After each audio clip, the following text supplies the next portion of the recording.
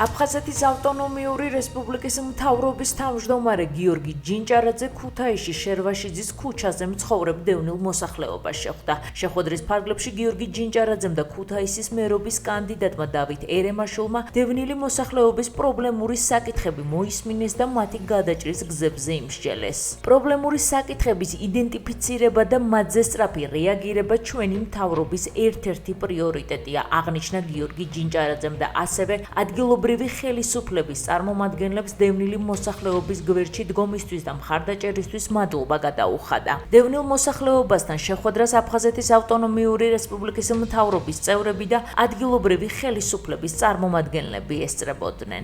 ძალიან პროდუქტიული შეხვედრა გავმართეთ დღეს ქუთაისში ჩვენს დევნილ მოსახლეობასთან კომპაქტურ ჩასახლებაში, სადაც განვიხილეთ საჭიროებები, პრობლემები, გამოწვევები და აფხაზეთის მთავრობა უახლოეს პერიოდში გამართავს შეხვედრა, სადაც საქართველოს სრული მასშტაბით კომპაქტურ ჩასახლებებში არსებულ გამოწვევებს განიხილავს და მოახდენს შესაბამის რეაგირებას. მე მინდა ძალიან დიდი მადლობა გადაუხადო ადგილობრივ ხელისუფლებას მხარდაჭერისთვის, ყოველთვის მზად არიან დაგვიდნენ გვერდში და მე მიხარია, რომ ესეთი მჭიდრო კომუნიკაციით და კოლაბორაციით ჩვენ ვახერხებთ ჩვენი დევნილები ღირსეულ გარემოში და კომფორტში ვაცხოვროთ.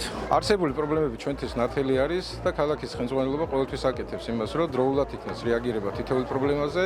ბატონი გიორგის დაპირდა მოსახლეობას, რომ მათი ჩართულებაც იქნება აქტიური და შეძლებს დაგვარად უმოკლეს პერიოდში ის ყველა პრობლემა, რაც არის დღემდე ჩვენამდე მოტანილი, ყველა აღმოფხვრული იქნება. რაც უფრო მეტ ყურადღება იქნება, მეტი უკეთესი არის. ის საჭირო პრობლემებთან დაკავშირებით მაქსიმალურად ვისაუბრეთ. 100% დახმარება გვითხრეს, რომ გაგიწევთ და ჩვენც მაგას ველოდებით, რომ შესაბამისად მოგვარდება ის პრობლემები, რაც არის.